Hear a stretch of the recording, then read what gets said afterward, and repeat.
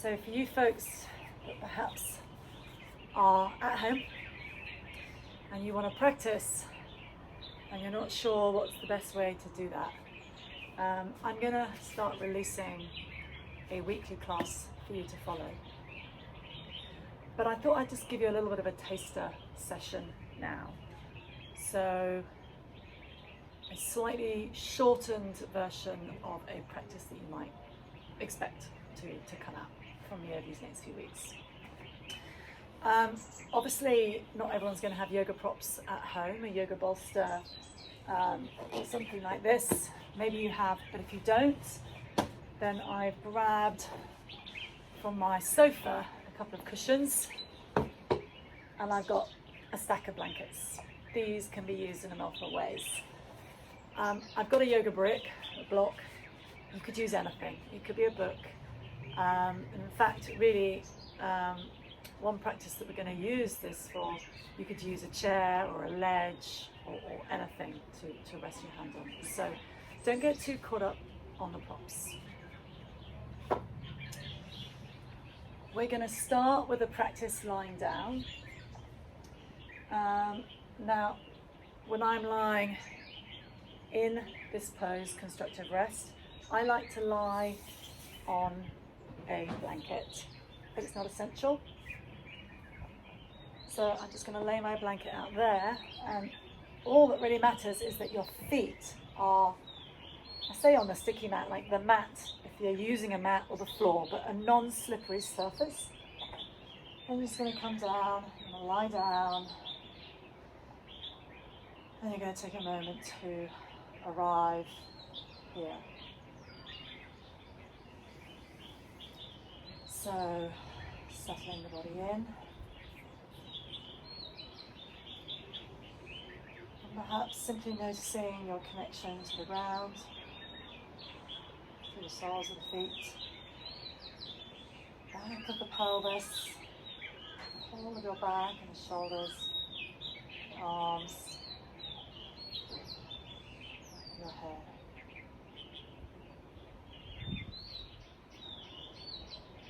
And starting to breathe in and out through the nose. And remember, this breath, it's not about finding a big, deep breath. A simple act of breathing in and out through your nose is enough. Just breathing in and breathing out.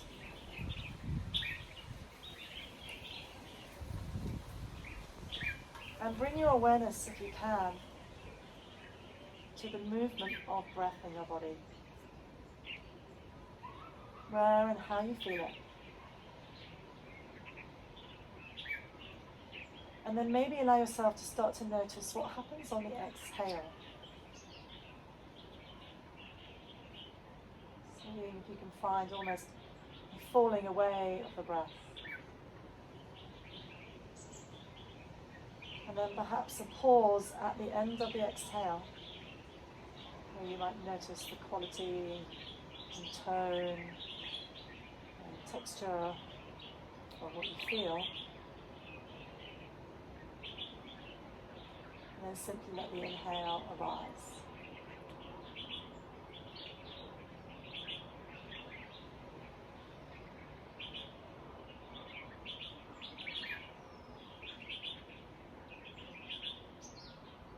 What can be nice to really facilitate this breathing a little bit more is to bring some arm movement in.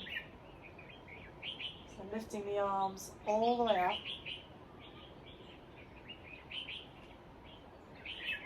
And bringing them all the way back down again.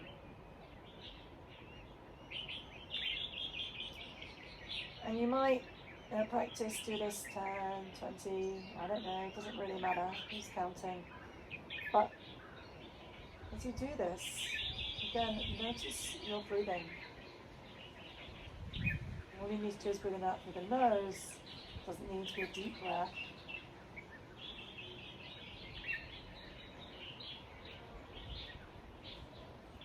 See if you can allow the breath to start first. So it's like the inhale and the exhale is longer than the movement of your arms. And of course what's happening here when you lift the arms is the rib cage lifts, the sternum lifts, and as the arms come down, the rib cage, the sternum come down again. Depending on where your inhale and exhale lies, diaphragm will be moving. And just this in itself brings some movement, some flow into the body.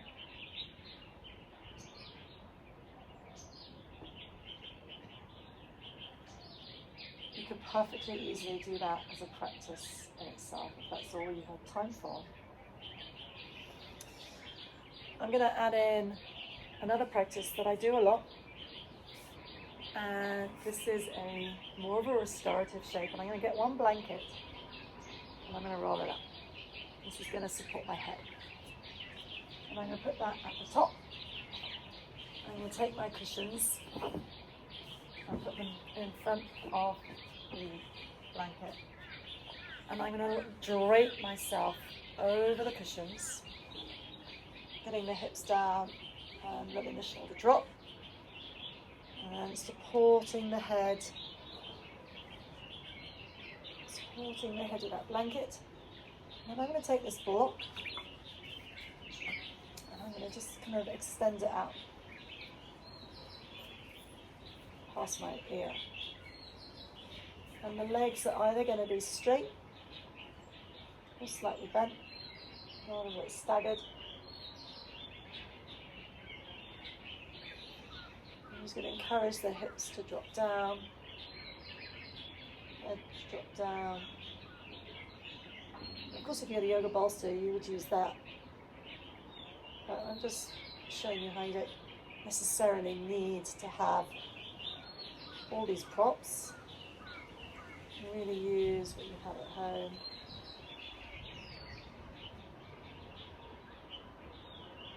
And what we can get here is a nice opening up of these muscles, the intercostals, which sit inside your rib cage. And you might choose to stay here for, 3, 4, maybe even 5 minutes on each side. Just noticing what it feels like. Make sure you're comfortable. If there's anything that's not working for you, then adjust.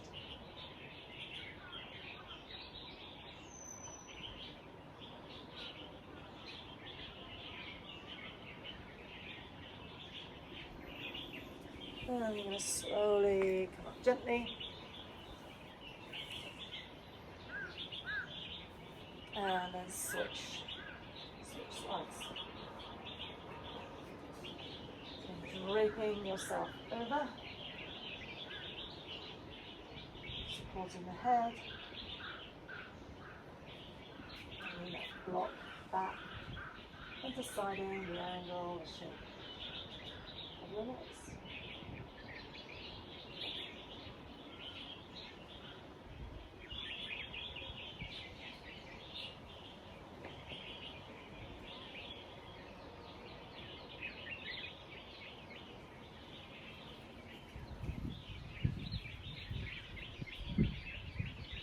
Noticing what it feels like to breathe.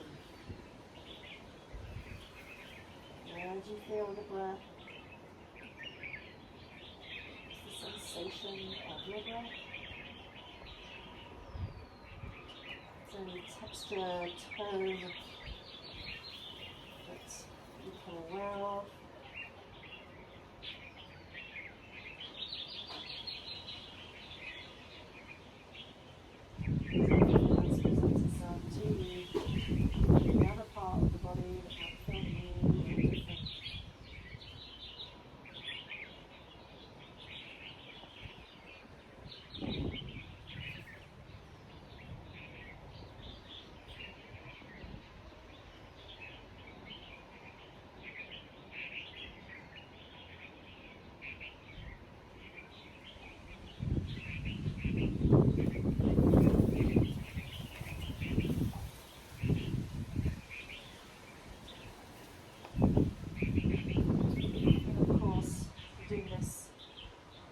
have more time,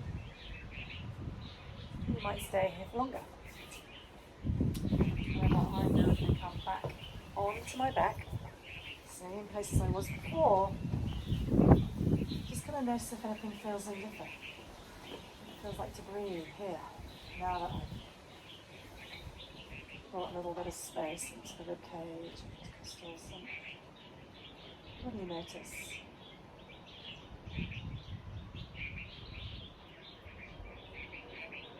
And it might be nice to come back to this practice that we did earlier of lifting the arms, lifting the sternum, and bringing the arms down the side. And lifting the arms.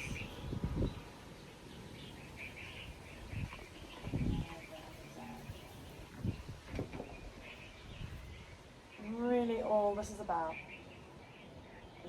allowing you to notice your breath, but more than that, the subtleties of it, how the bones of your body facilitate your breathing, how movement impacts what you feel, and really what else that arises when you pay attention. So just let the arms supple. And one last practice on the back, another firm favourite of mine, making sure you've got a clear space around you, knees on top of each other and feet on top of each other. Just let the head rest. If the head's not comfortable, support it with a blanket. Give it a little bit of a lift, that's fine. And have the palms together. Now we're going to take this hand and slowly circle your way around, keeping as much as you can contact with the ground. It's possible that your fingers, the hand, they come away. They find that this sort of touch of the ground isn't available to you, and that's okay. You're just letting that shoulder feel really heavy and allowing there to be a sense of fluidity in the body. Body is really made up of fluids, and this lymphatic system we have is a system of moving fluids, lymph fluid, all around the body. And that impacts your nervous system. Let's just switch directions. And the two things that can impact movement of the lymphatic system is movement of the body and breath. So we're going to get a little bit more movement now. And still this awareness to breath.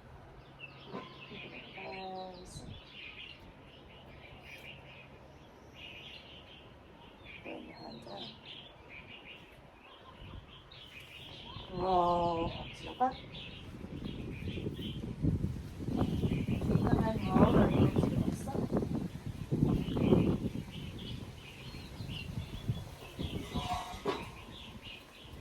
Things can get a little bit in the way, so just move any furniture that's in the way. Once more, taking that arm in a big, sweeping, generous second.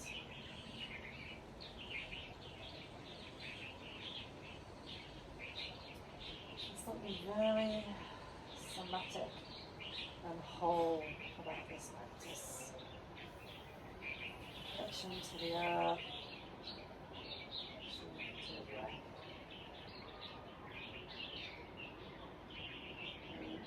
Invitation in of fluidity and softness, perhaps in the body. So I'm really going to do a couple of circuits on each side. But in a full practice, then maybe we would consider many more. And again, this could be a practice on itself.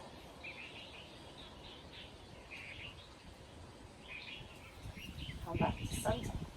Come back to your back. And again, stop, pause, notice your breath. How does it feel? Where do you feel it? What's the texture? What's the sensation? What do you notice?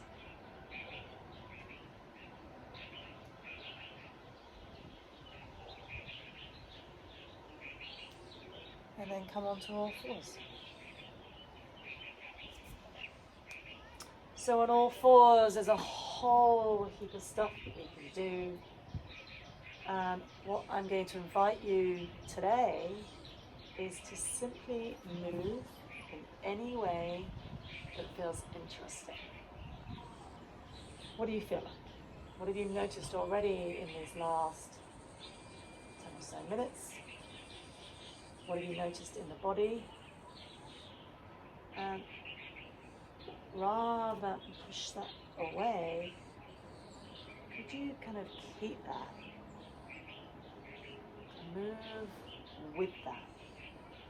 Maybe you notice that you are feeling tired, so allow yourself to move as if you were tired. Maybe you notice that you feel frustrated, angry even. Move with that feeling. Maybe anxious, worried. Maybe alive and joyful. Move those feelings in you. Exploring any range. Nothing is off the table. Explore any range of movement. And again, this is a practice that you can do as a practice itself. You can do it at any time. Don't even have to be on all fours. You could be standing, sitting.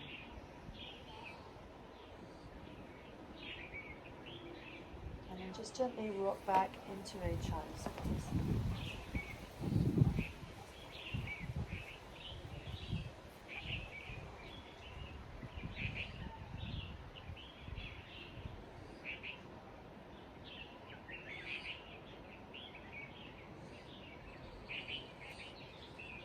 Come up into a seated or a kneeling position.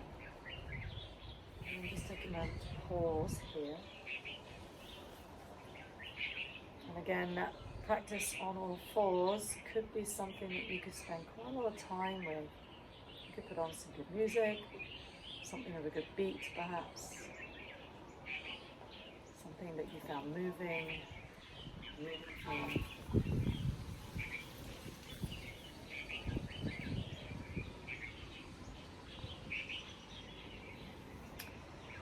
And now I'm going to invite you to come to standing.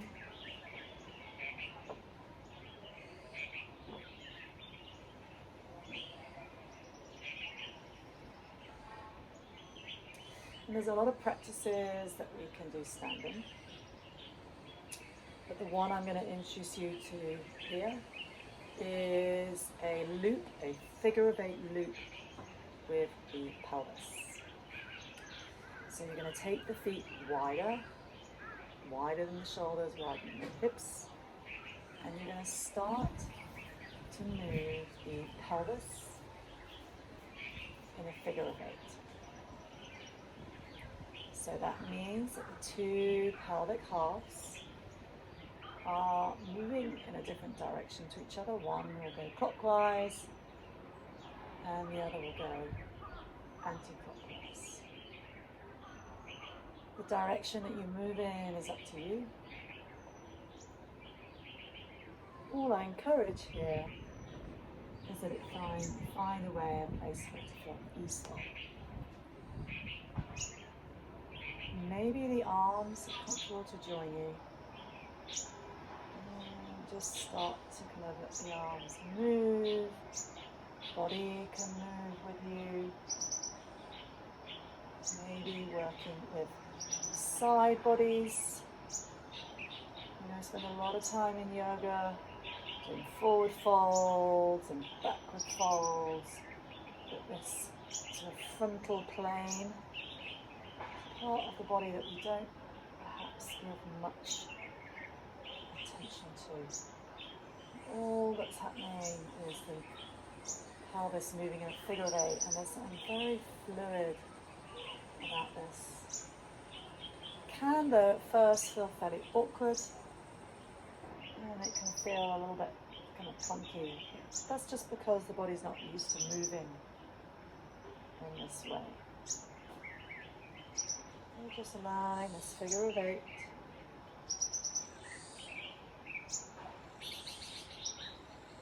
Now you might continue this 3-5 minutes, but we're going to stop and pause. I'm just going to turn the right foot out and let the left foot find a place. And I'm going to ask you to shift your weight side to side. Right leg bending, left leg knee bending. Oh, God. Fly. Vamos.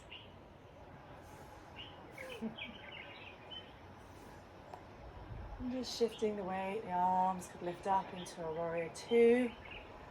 And again, just shifting weight forward and back, and then let yourself settle into this warrior 2. As you settle into warrior 2, notice what you feel in the body. Notice the movement of your body. You're never still. And all the while, the inhale and exhale. If you wanted, you could bring an elbow to the thigh and take that left arm up and over. And then you can bring the hands down to the ground, sort of walk into the center. And just rock side to side.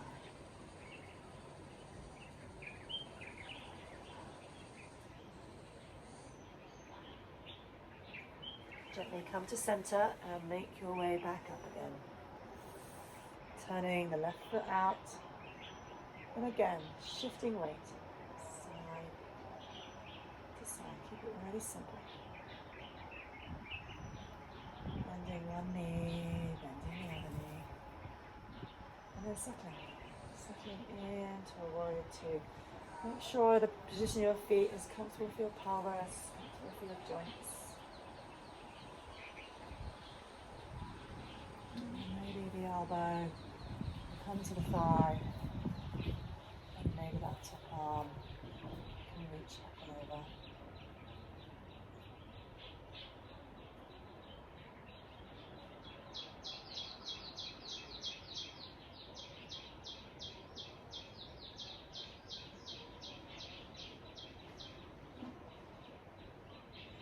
Bring the hands to the ground, walk them to the center, turn both feet in, and maybe shift side to side with the legs. You don't have to come this low, you could keep it like a sort of Spider-Man crawl perhaps. Just going to go with what feels nice.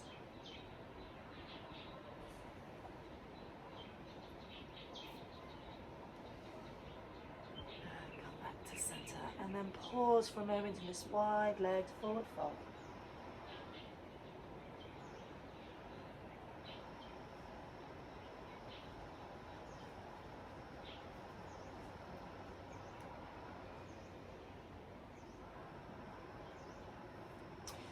Gently bring the feet together. And then rock down onto the balls of your feet. And just settle in this sort of semi-squat. And just let the knees roll side to side. Good. Make your way down to your mat. And for this practice, keeping it simple, we're going to come straight now onto our backs. Perhaps start with the knees bent. I'm going to put something underneath my head because I like that. I think I'm maybe going to put something under my knees, so I might just use this cushion. to support me a little.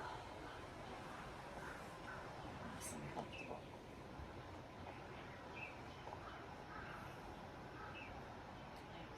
To rest. And of course here, just letting the body sink into the earth.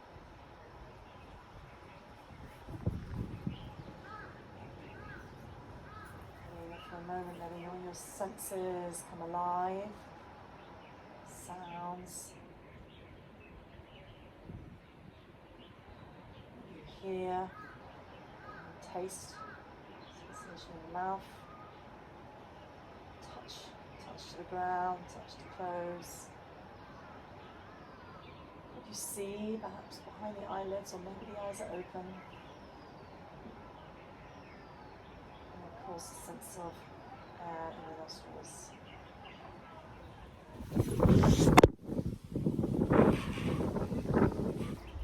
And that restful Shavasana.